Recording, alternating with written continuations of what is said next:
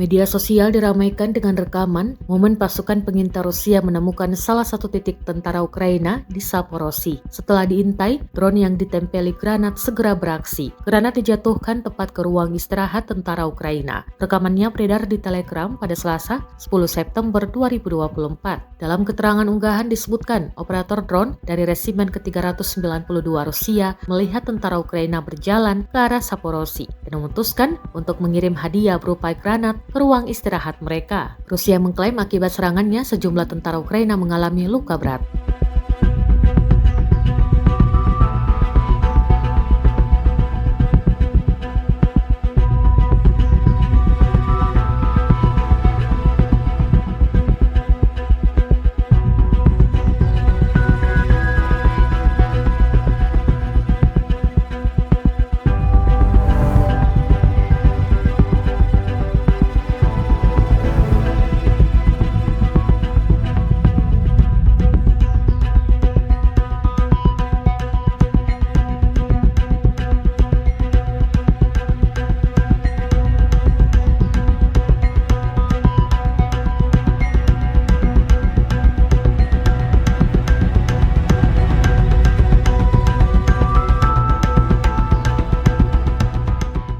Download Tribun X sekarang, menghadirkan lokal menjadi Indonesia.